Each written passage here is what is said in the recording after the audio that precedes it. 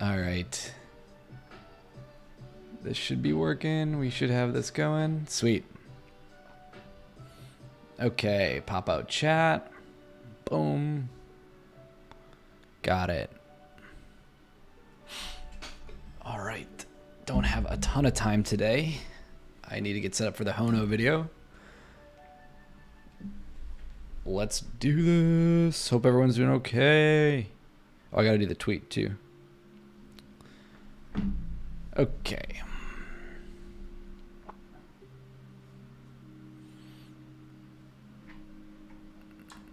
I think we probably want the not reader mode for the screenshot.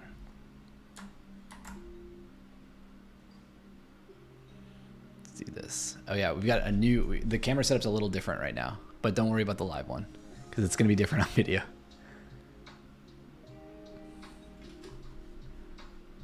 Okay.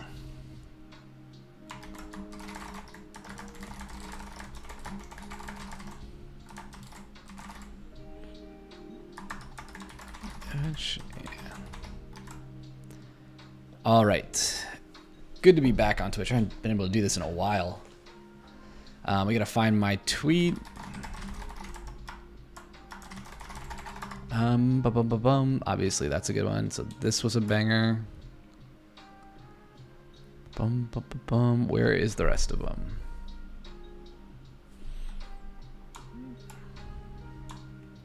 We can probably talk about this one. Come on. I think it's Yusuke is the name. Hopefully I got that right. Okay. This is the tweet we want, I think, right? Is the wait? These are different. Okay. Which tweet should we talk about? This one did not get nearly as much traction, so we'll probably do this one. Hey YouTube. Are we? This is working? Okay, yeah. We should be live on Twitch. Good. Okay, awesome. Okay. Want to do this. I only have a little bit of time because the baby's asleep and we have people coming over. I got a new camera. You're not seeing it live on Twitch, unfortunately. I do not have the capture card yet. It has not showed up. The camera was supposed to be here until like Tuesday. But it just got here. It's got I think it's just a smudge or dirt on the sensor. I emailed the seller because it was used secondhand, so I didn't want to touch it or anything. Obviously, I just put the lens on it. But I'll do the video and then we'll see how it looks, and we can compare it. But I think we want this. This is good. We got to talk about a try. Or I'm sorry, we got to talk about a tree. What other links do I need for this? Oh, we should make this big enough too. That looks pretty good. Where's the Hono getting started? Yeah, Hono.dev.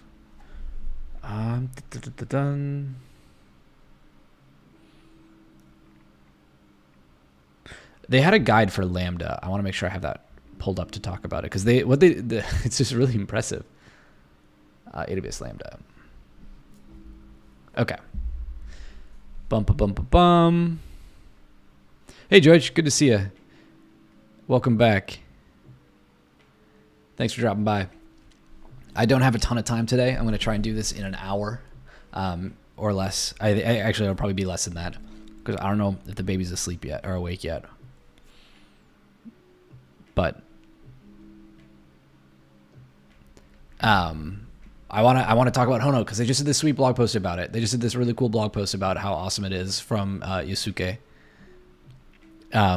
They just talked about, like, he did this great post. I want to read it and do a video about it. I want to try out the new camera, although you're not looking at it right now. You're still looking at my webcam because the new camera, the capture card hasn't showed up yet. So, but I will record it. Oh, yo, Trinidad Hype. Thanks for the follow. Welcome to the stream. Okay, what else do we need here? Do we need to talk about? It runs everywhere, runs on Bun, runs on workers. I wanted to pull something up. Oh, no, it's fire. Hono literally means fire. It's Japanese for fire. Or flame, maybe. But it is sweet. Yo, welcome to chat, Trinidad. Thanks for showing up. Sorry, I don't have a long one today, but it'll be good. I want to talk about this, and I want to make sure I have everything pulled up because I'm going to record this, and we'll put it on YouTube for people who aren't able to join us live. But I want to also be able to answer your questions about this. Joyce, does the audio sound okay? Is like the mix right? The microphone specifically? I'll mute the music when we start recording.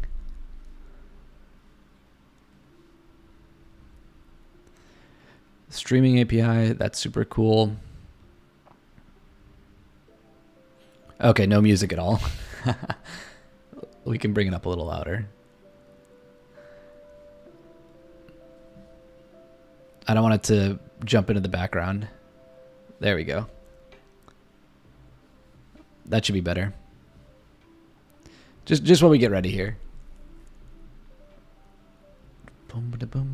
Oh, I wanted to learn about the RPC stuff. Oh, they're just using... Okay. So they have an endpoint, and then they're able to do that.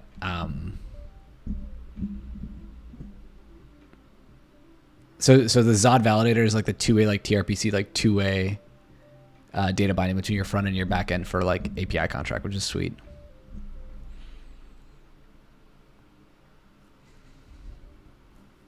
Oh, we got to talk about version 4. Duh.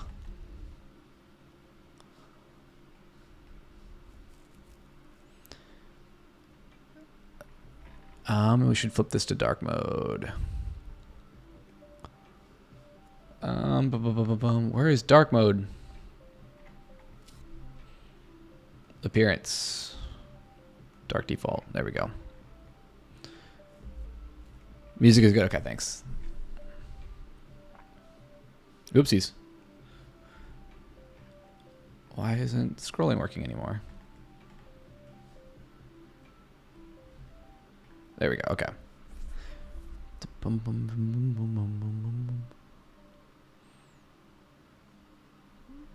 I don't know if there's that much more I want to talk about here. Oh, we should talk about... Okay, so the size is crazy, and that's with Brotli. Good. Has anyone used Hono besides me? Am I the only one? I think this is when I first found out about it because it's like ridiculously fast on the benchmarks. I was really, really impressed by it. And that was, I think, I can't remember who recommended it to me. Someone maybe in stream or on Twitter was like, you got to try Hono. And I was really, really impressed at how fast it was given what it can do. And it's kind of the holy grail. So with that said, oh, and they had a Hono conference. That's pretty cool. Yeah, Japanese for flare. It's like fire. Fast API. Oh, I'm sorry. Fast API is not too bad. That's modern enough.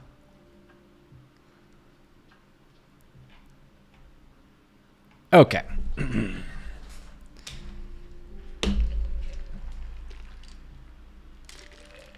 Hey, Raphael. Good to see you, man. How's it going? Yeah, it's modern, but it's also Python. True, although you get multi-concurrent Python now.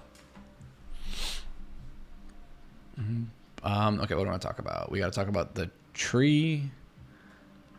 I think I want to talk about this first. And then this. And then this.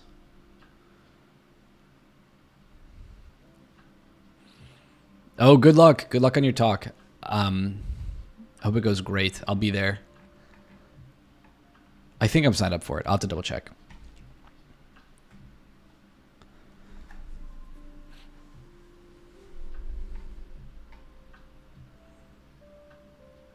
Oh, you're stuck on 310? Yeah, I think 312 they removed the GIL, and that helps. Dude, owning 1.1 is such a flex. I can't believe Cloudflare has it. I think I had a shirt that had this on it for a while.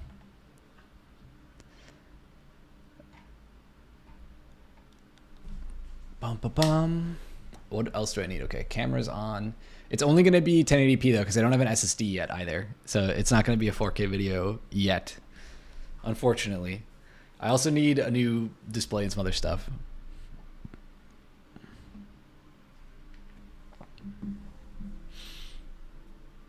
Boom, boom, boom. Yeah, Raphael, plug your talk. 3.13, that's right. Did Facebook do it? Were they the ones that contributed to that change? It's pretty wild.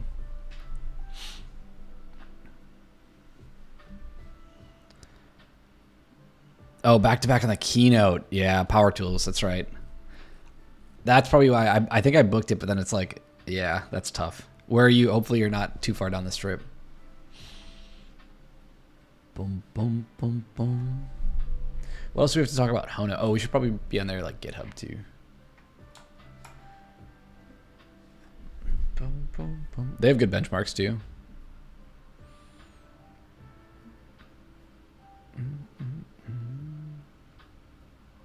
Oh, Venetian. That's nice. You're not doing an AI talk and you got the Venetian. That's as best as you can win right now.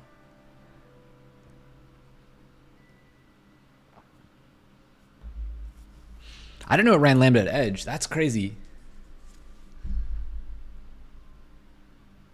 Very cool.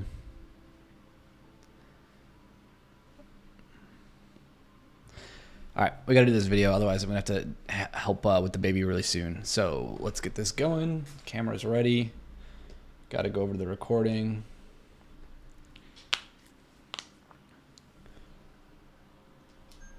Boop, recording. Yeah, okay, we're good. And recording. All right. Da-da-da. Hono is fire, and literally, like that's the name. That's where it comes from. It's the Japanese word for flare or for flame. But Hono is a web framework, and it's taking off. It's super, super popular right now. I haven't built anything crazy in production with it, but I was really impressed with it when I first started using it for our Lambda benchmark project.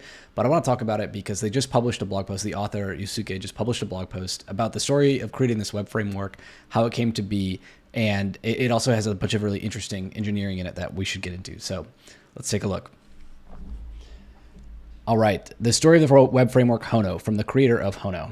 Hono is a fast, lightweight web framework that runs anywhere JavaScript does, built with web standards. And of course, it runs on Cloudflare. It's the person, Yusuke, works at Cloudflare, but runs anywhere. This is crazy. This is like the holy grail. I used to work at Serverless Inc. They make the serverless framework. And at the time, especially early on, one of the holy grail of serverless framework projects was like, we wanted to be able to run your application on GCP, on Azure, on AWS, or anywhere. It actually has, I think, still in the core a plugin for IBM's OpenWhisk, but those never really took off. And to be honest, like the actual core of the project really only works on Lambda. So it's already really impressive right out of the gate.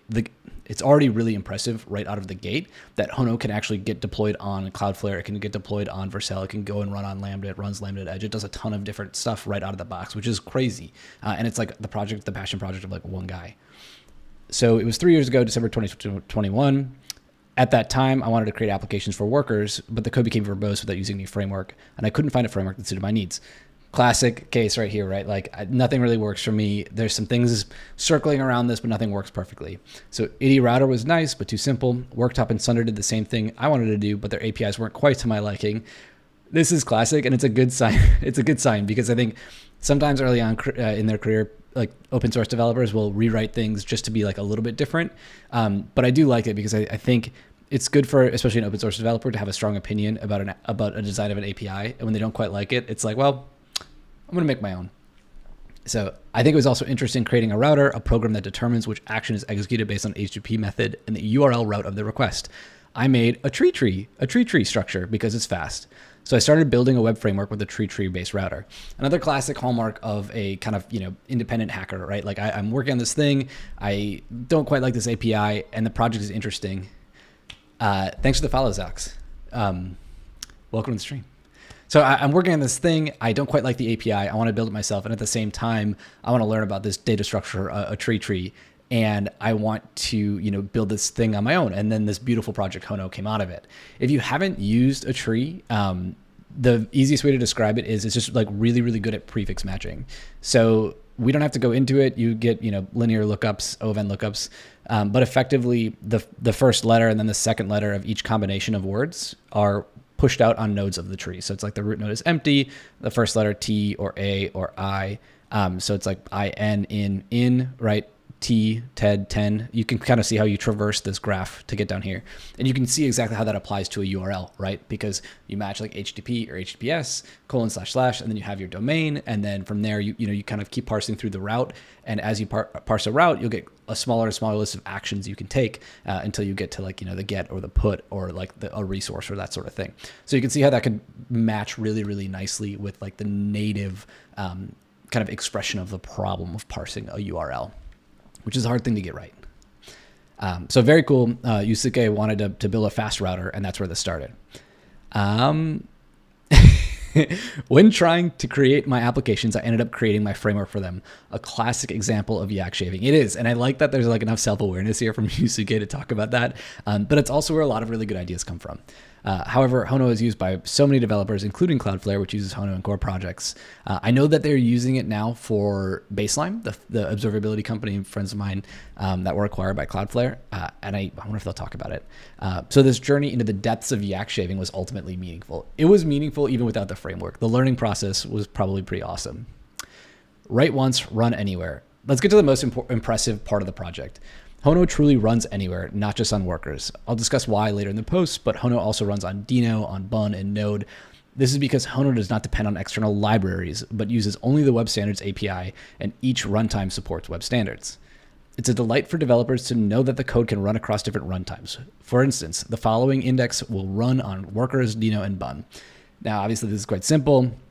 And what they did was they sort of routed everything in this context object, and that specifically, I'm assuming, does vary a little bit by runtime. But in this case, you can kind of get a context and then write the request out or write the response out in text. For Hello World, you export the app, and it'll run it. Wrangler will run it in Cloudflare. Dino will serve it. Bun will serve it.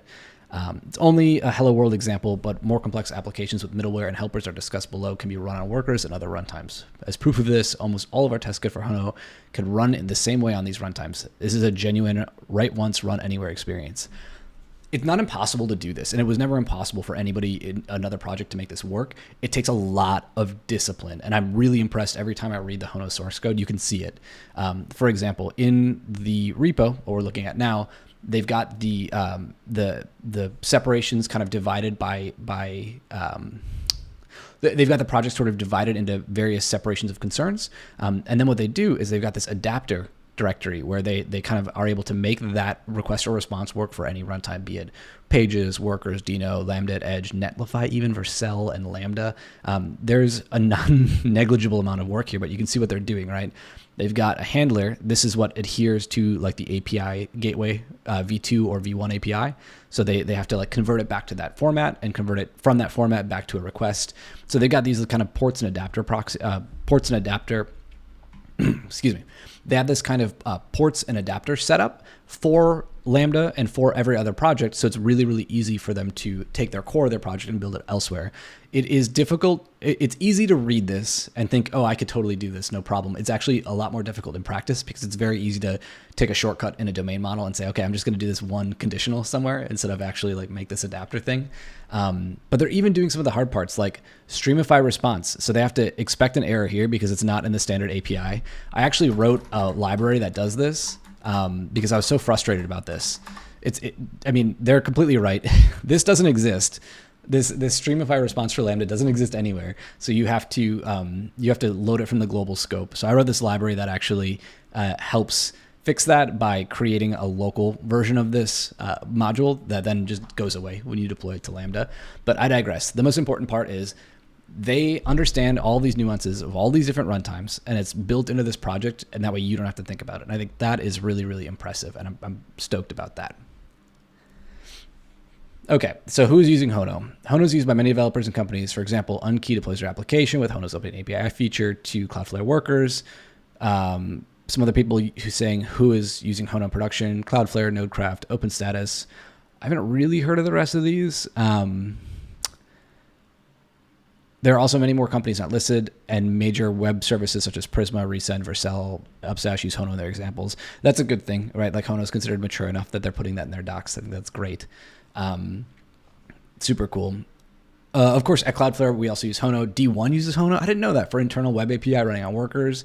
Workers logs is based on code from Baseline. Oh, and it uses Hono to migrate the applications from their original infrastructure to Workers. So it was an AWS application and they've migrated already. That's pretty impressive. I didn't know that was done. All Workers logs, internal or customer-facing APIs, are run on Workers using Hono. That's cool. And we also use Hono as part of the internals of our many other projects, such as KV and queues. Very sweet. I didn't know that they had migrated already. That's interesting. That's not an easy lift. Kudos to the Baseline team. Why are you making a multi-runtime framework? I mean, beyond the obvious need in this space for one. Why is an employee of Cloudflare creating a framework that runs everywhere? Initially, Hono was designed to work exclusively for Workers. In V2, they added support for Dino and Bun. That was a wise decision. If Hono had been targeted only Cloudflare Workers, it might not have attracted as many users. By running on more runtimes, it gains more users, leading to the discovery of bugs, receiving more feedback, which ultimately leads to higher quality software. I would also say, I mean, it's like the only one that does this really everywhere well. And that in and of itself is probably a huge part of the attraction to it. I think everybody else wants one simple API they can learn once and then kind of run everywhere. That is not too much to ask as a developer. I think that's fair, and more projects should do this, but kudos to Yusuke and the Cloudflare team for putting that into Hono. The combination of Hono and Cloudflare offers a delightful developer experience. Many websites, including our Cloudflare docs, introduce the following vanilla JavaScript as a hello world for Workers. Export default, you've got fetch, return new response. This is primitive and good understanding for Workers principle.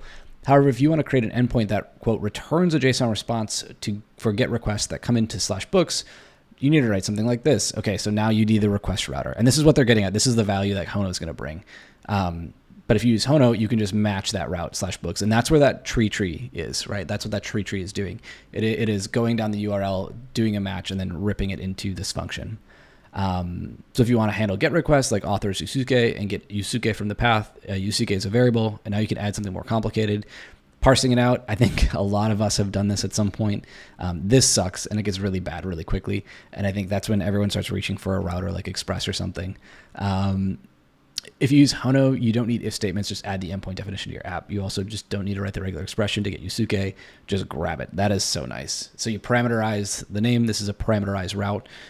API Gateway does this for you, actually. You can name a parameterized route in API Gateway. That's really convenient, but I totally understand like the rest of them don't, so they have to build it in here. But that's not even the most impressive part. I think they're going to talk about it. It's crazy small, too. Like, Hono is so small. Maybe, okay, we'll get to there. One or two routes may be fine, but any more of that and maintenance becomes tricky. Code becomes more complex. Bugs are harder to find. Using Hono, the code is very neat. I would agree. That is super pragmatic, and then you can just grab that parameter. I think that's awesome. It's also easy to bring bindings to Cloudflare products such as KV, R2, D1, as Hono uses a, quote, context model. A context is a container that holds the application state until a request is retrieved and a response is returned. You can use the context to retrieve a request object, set response headers, create custom variables. It also holds Cloudflare bindings. For example, if you want to use a KV namespace for Cloudflare, you can access it as follows. The context object is everywhere now. That felt like it was like a new pattern at some point, but now it's like all over the place. Lambda has it in their context variable. I mean, Go is very famous for having the context with like the request timeout, and it holds all of it's like a thread local variable for that request, which is super convenient because you can jam all sorts of stuff in it. You can run timeouts in it. You can pass trace headers around in there. It's super convenient for that.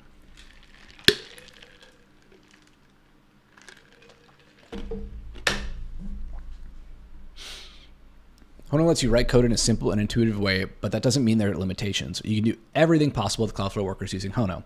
That's pretty cool, and that is really impressive because typically you trade off like abstractions for power and value, right? Like if you want, I think the most common critique I hear over and over again is if you're going to use AWS to its fullest potential, you're going to use things that aren't necessarily portable, right? Like you're going to use Lambda, which you can't necessarily run everywhere. And what projects like Hono bring are the ability to actually run this anywhere again, which is a super useful concept.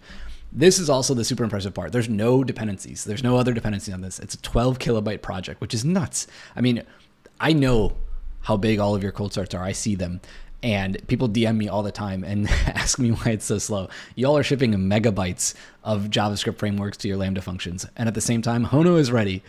12 kilobytes. You can just use this instead. It's awesome. Stop shipping megabytes. Just use Hono. Bundled Express is still 579 kilobytes, which is like much larger, obviously, but still it's half a meg. That's not that bad compared to what I've seen some of you people put in Lambda functions. However, there's much that you can do. You could add functions using middleware. For example, it is a bit tedious to implement basic authentication from scratch, but they've got a basic auth middleware, and you can apply it just with a basic auth wrapper for a method. Import basic auth from Hono. That's pretty sweet. And now you've got an auth page. You got a username and password for basic auth. Pretty slick. Hono's package also includes built-in middleware that allows bearer and JWT authentication and easily configuration of cores. These built-in middleware components do not depend on external libraries, but there is also many third-party middleware that allows you the use of external libraries, such as Clerk, Auth.js, and validators like Zod and Validbot. Very cool. Now you get that like total validation of all of your parameters, which is important. The streaming helper. So we were talking about streaming already, right? Like the streaming in AWS Lambda. That was one of the things that actually Vercel beat Lambda 2. Vercel had it first, Lambda added it second, and then it sort of proliferated, and it was especially prescient given that it was initially done for server-side rendering, but it is much better for use of like API. I'm sorry, but it's now much better, more useful for AI. Hack and Soul, it shouldn't be blurred. It should be good. I've got my stream says it's solid. 6,000 kilobits per second. Hopefully it's okay. Not blurry? Okay. In Cloudflare workers, there is a limit to the file size of a worker. Keeping the core small and extending functions with middleware and helpers makes a lot of sense, for sure. The onion structure. Here we go. Not a layer cake, huh? So what's the old Shrek joke? The important concepts of Hono are handler and middleware. Handler is a place to write a function that receives a request and returns a response as specified by the user. For example, you can write a handler that gets a value of a query parameter, retrieves data from the database, and returns the result in JSON. 95% of you probably do that full time for work. Middleware can handle the requests that come into the handler and the responses that the handler returns. You can combine middleware with other middleware to build.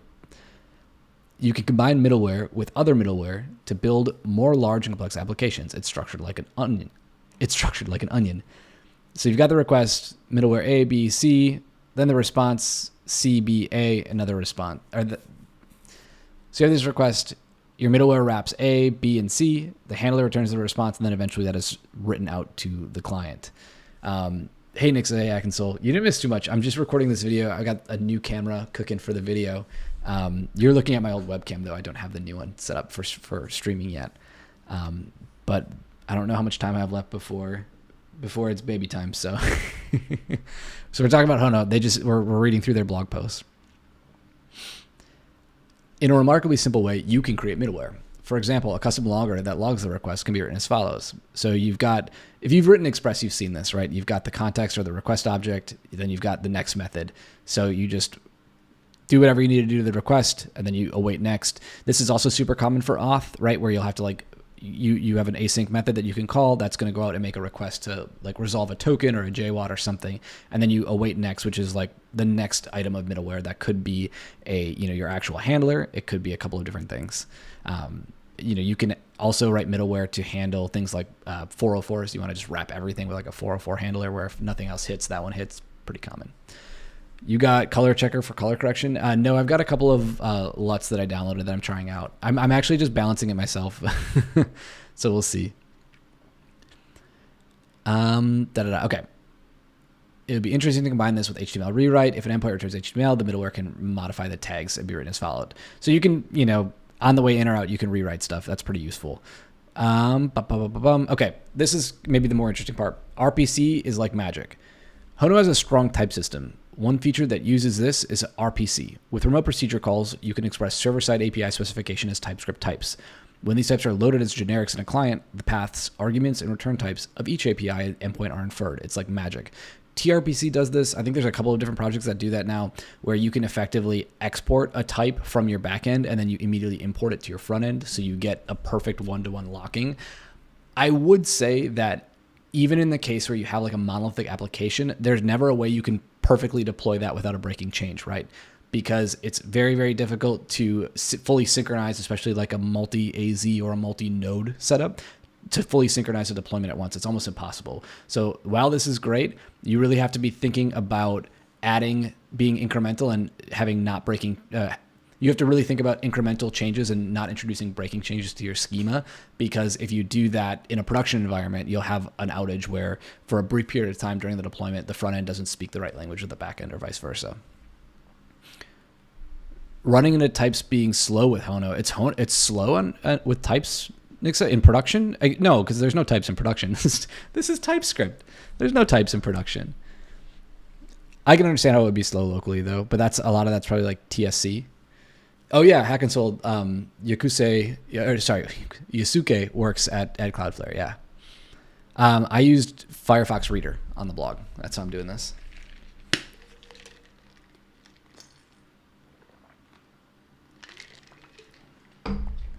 Oh no, we have 20 minutes left on the memory card.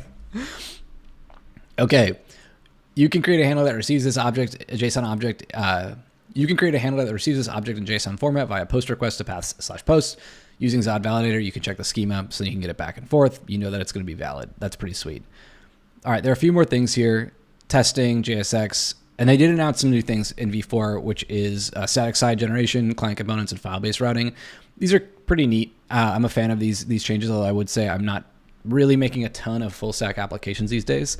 But I'm really excited that they're doing it because they're obviously, eating in on some of the other large frameworks in the space, including like Next.js, where they're going to have like a more portable option.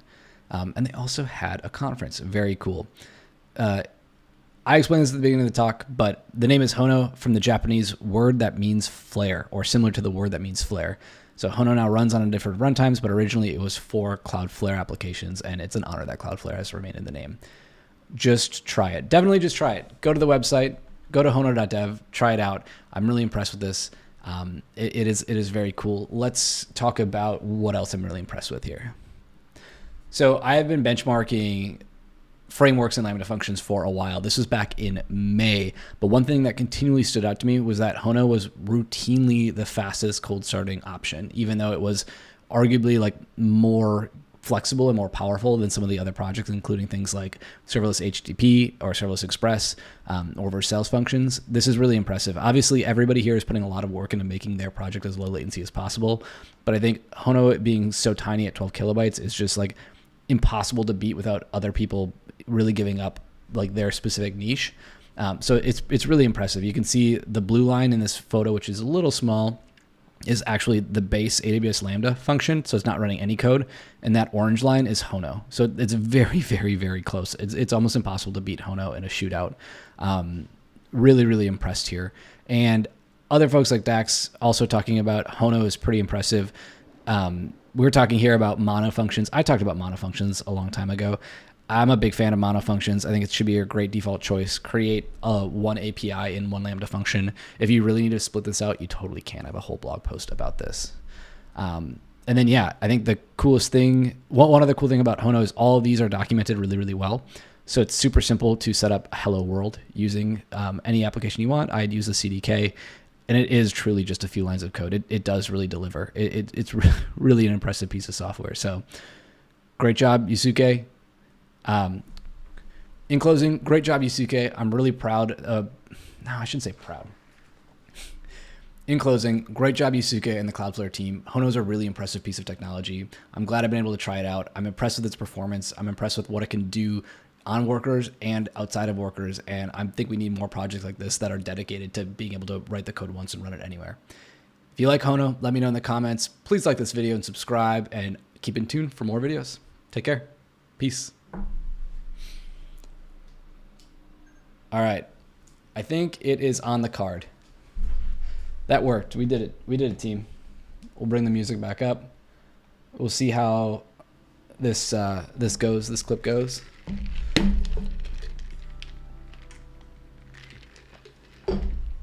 I'm a really big fan of this. Hey, Elusive. Good to see you.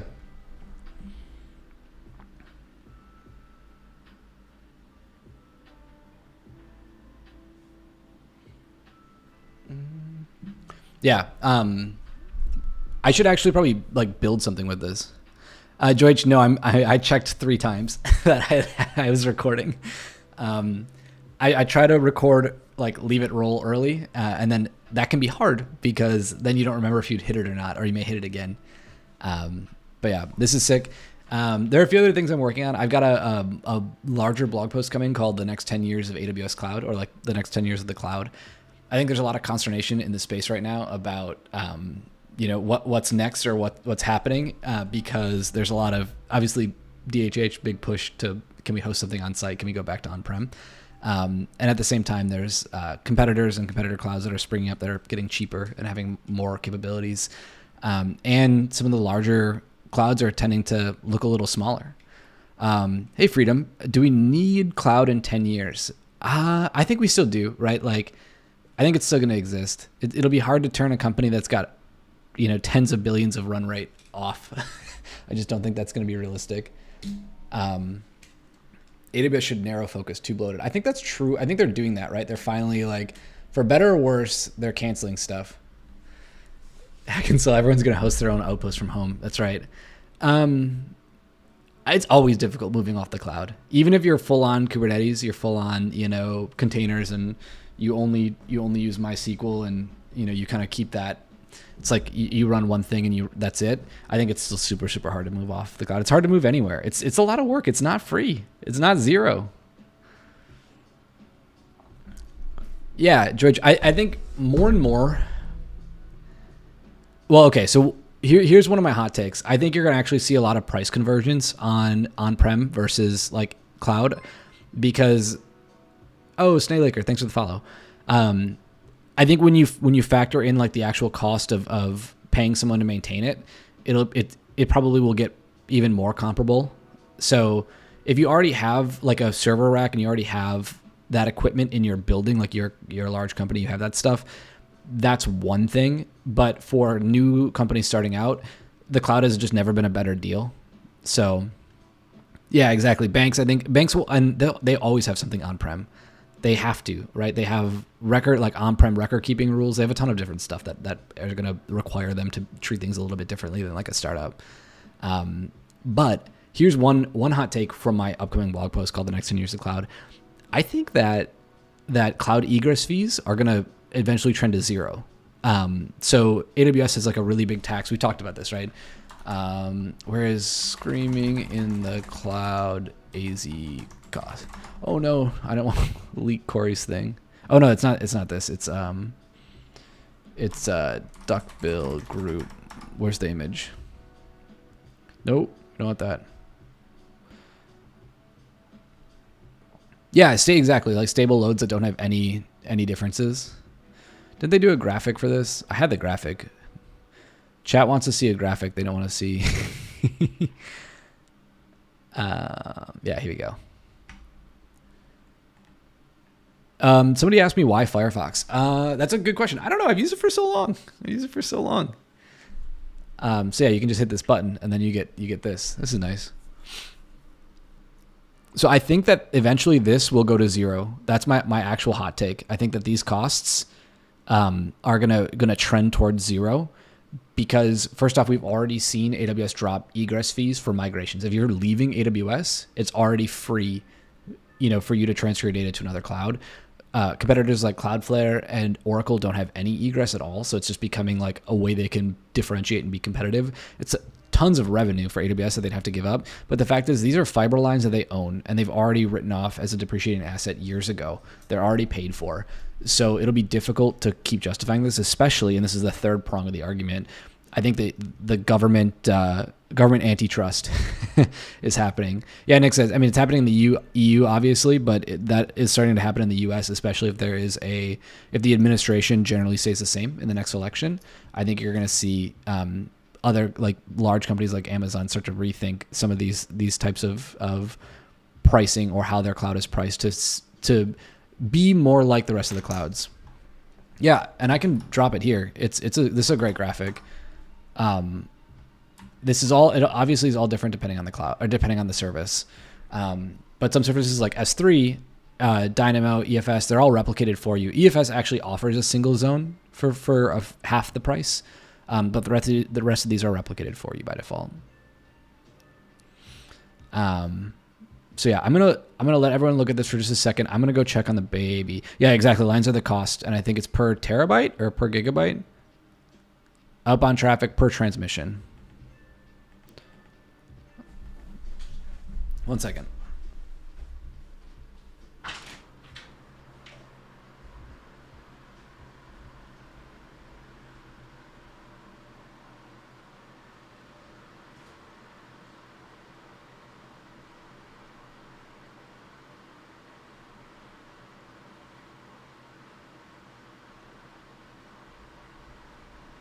sit up for bed. Okay, baby did not nap super far, super long. AWS is also building European sovereign cloud. Yes. Okay. This is another thing, and I've talked about this. I gotta close that. Hold on. So I started my cloud like stuff in like 2010, 2009. That's when I first started learning and building on AWS. And at the time, it's really hard to imagine this right now. At the time, Meta or Facebook as it was called, was huge. Yeah, George, similar to that, similar to GovCloud. It's not, the sovereign cloud is more that they will only have EU residents working on it and the data will never leave, like can never leave that. I think that is for federal, or for, not, I don't want to say federal, for like government projects. But I think it's slightly different too. It's for other people that have that regulatory regime. Cause like you can have isolated information in AWS, which is like different from GovCloud. GovCloud is for like for FedRAMP, for people that are in federal programs. Yeah, exactly. You can't just get it. What was I saying? Okay. So you got to remember at the time in 2010, the biggest thing was globally replicated data. That was the thing that was like the golden thing I was trying to crack. Google had Spanner, and that worked because Spanner has, because all of Spanner's machines have these like really, really good clocks. They've got GPS and atomic clocks. So then they're able to like run transactions more or less globally and resolve them and serialize those transactions. So you get this like really amazing service. Everybody who had tried that thought that was amazing. And the future was like global everything. Planet Scale, I think, kind of came out of there. Obviously, like Vitesse, the distributed MySQL came as YouTube grew, as they needed like more and more data. But what more and more people figured out is that, yeah, your data, eventually what happened is that government started regulating data. And there were many times where people had to abide by different rules depending on where they were. And that's when suddenly it made sense to have just a full different deployment of your stack in that country you were going to work with, instead of saying like, oh, we have like a global database. It's like, no, you just have a, different URL. Datadog set up that way too. We have an EU Datadog. It's run, I think it's in a GCP data center. And you like literally you have to like, you can log in with your same username, but it's a different domain. It's a different URL. It's a totally different data store. Nothing is replicated to like our, datadog.com. It's a separate thing. And I think that's becoming super, super important because the regulations are different everywhere. And keep in mind that all of these big global databases were coming out of very popular these global databases were coming out of social media companies, which were the darling for like 2010 to 2018. And then they started to really fall off culturally, and regulators started looking, and that's where I think that kind of stuff is going to push clouds to adopt more of that kind of pricing, so it'll be cheaper. Is it worse for engineering to not have such an incredible data capability across WISE? No, not necessarily. I think you just want it, right? Like, because remember, engineers are responding to business requirements, and a lot of the times the business requirements are we need to follow the law. So if the EU is going to regulate data usage in one way and the US is going to regulate it another way, and the easiest way is just have different data in different places, then engineering has that priority. So all of a sudden, like, global replication isn't as big of a deal. Now the US gets interesting because if you're talking about replicating data to Hawaii or to, the Virgin Islands or to Alaska, you have almost a similar problem there.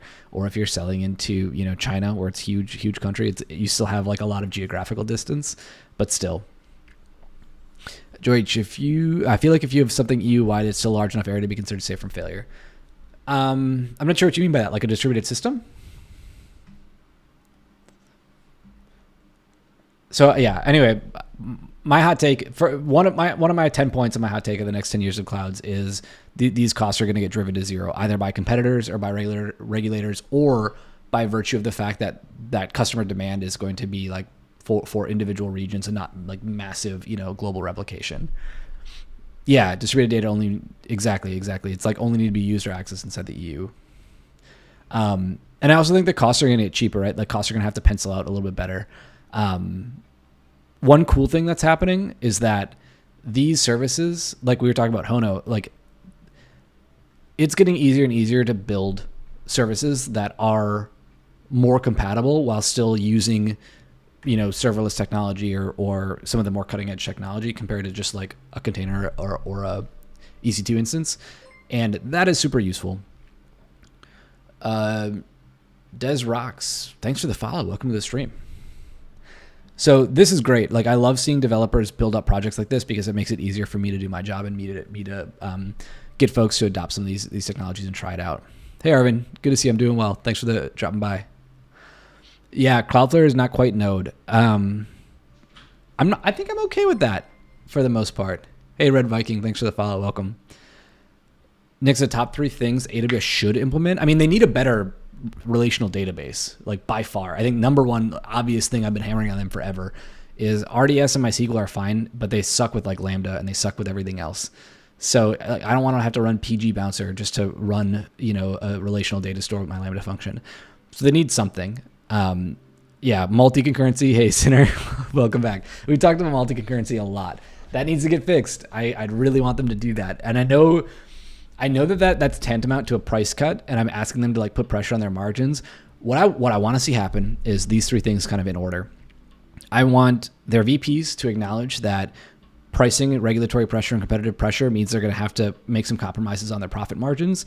And the way to do that, if you don't know this about Lambda or about AWS, inside of AWS, all of their projects pay for their usage. So like if Lambda is like built on top of bare metal EC2 instances and EC2 network. So when you run a Lambda function, they pay a little bit of money to use that EC2 network and that VPC and the, actual underlying instances that power it. Like that goes to EC2's like profit margins. So it's like literally like a direct line. And most companies would not necessarily bill that way. Like they wouldn't do internal accounting. What AWS is doing is they do full accounting like you would do if you're buying and selling between companies, but they do it between teams. So you have to, like, if you want to build a product, you have to be able to sell it enough to cover all of your costs and some profit margin. And I think that's going to stop happening because it's very hard to innovate in that space where they can do really cool things that will make them like a net amount of money, but maybe wouldn't make a ton of money for like a Lambda team doing it, right? Because they have to pay EC2 for stuff. So accounting is like that is super nice to see as a finance guy. It sucks, man. Like I work on Datadog serverless product and we bill for serverless, but we're built on top of our like metrics and log store and APM product.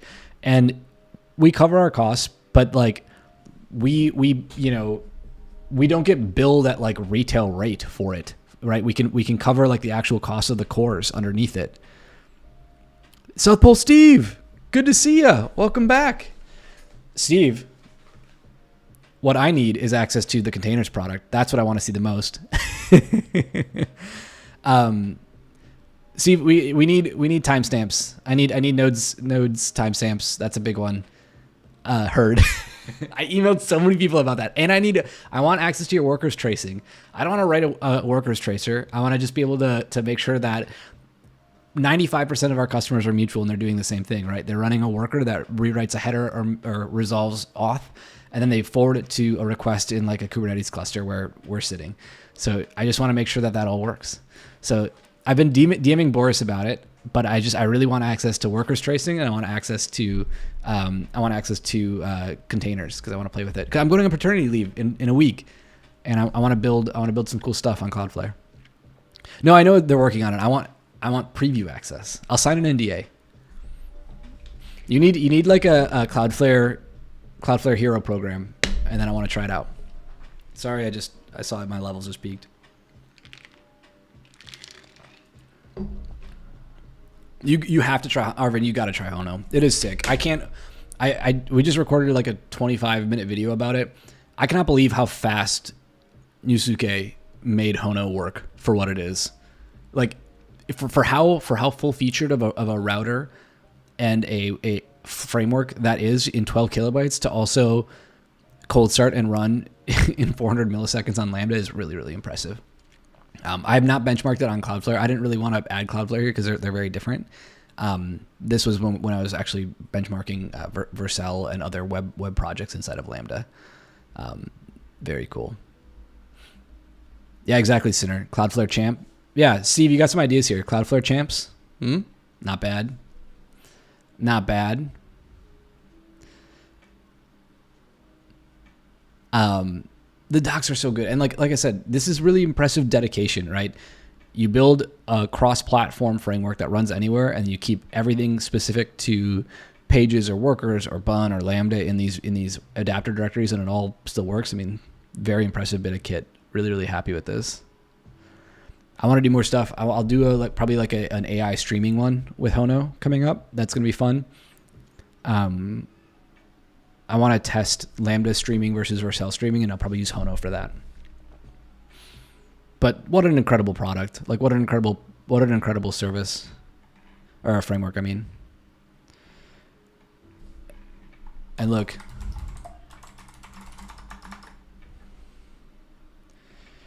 and maybe one of the most impressive parts is there's no actual dependencies. There's just dev dependencies. So it's just all here. It's all JavaScript. There's no other stuff in here.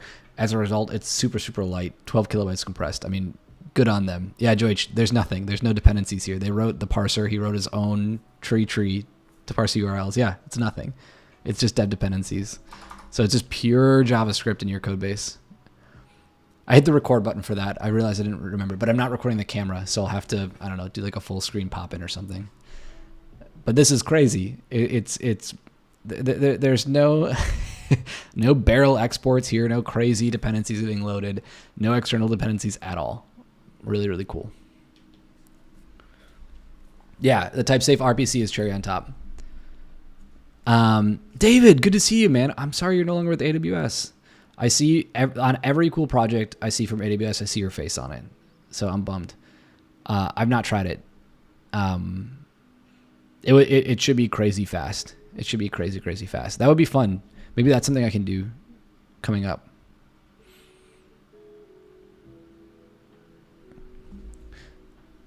Steve, the most important thing you have to take back to your team is that AJ wants to sign an NDA so he can try some of this out and give you guys some early feedback. Come on, help me out. Help me help you. Thanks, Steve. I really do appreciate hanging out here while we talk about Cloudflare.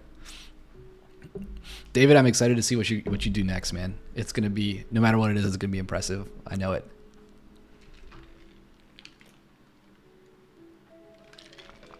Vacation, well deserved. Well deserved. Personally, I create a fetch wrapper that has the same fetch API, but with inference on the URL for Hono. Oh, that's pretty clever. It's going to be impressive. Hopefully it's an impressive vacation. Type-safe RPC can get a bit wild with query params. Yeah.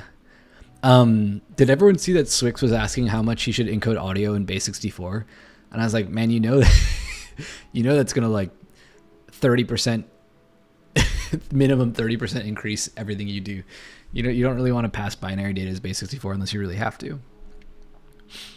I mean, I shouldn't say that. It's fine. If you want to send like a 30-second audio clip, I think it was some AI project. That's fine. Coachy, good to see you. Welcome back. It's good to be back.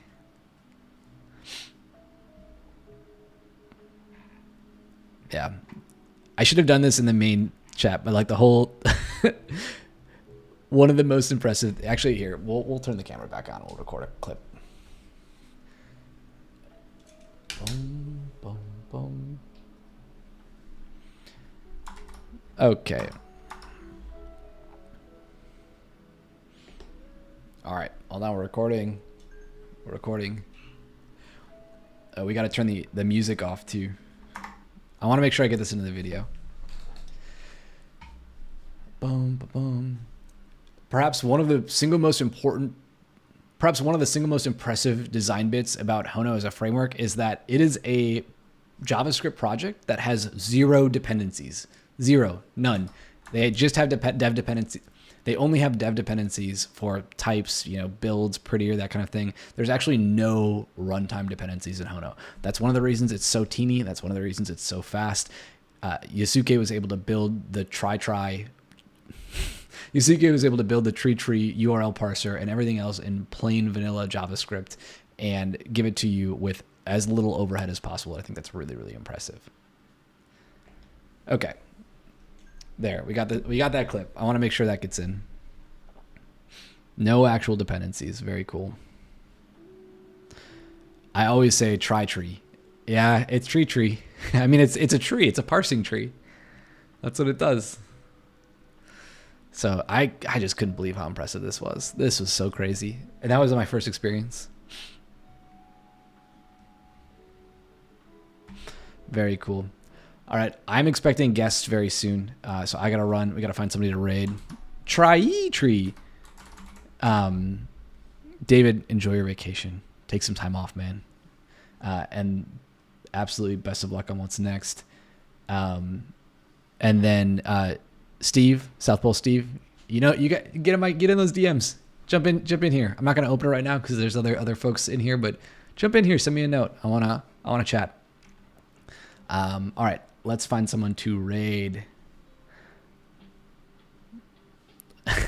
Fine, tweet at me. No, Hack and Soul Cargo Lambda is still there. I don't know if David's gonna work on it. I hope he doesn't. I hope somebody else does. I need to do a whole video about that. All right, there's only one person we're gonna raid right now. It's Eric. Alt F4 stream. Everyone go say hi. Please go say hi. Have a great rest of your day. Take care. All right. Thanks, Steve. I appreciate it.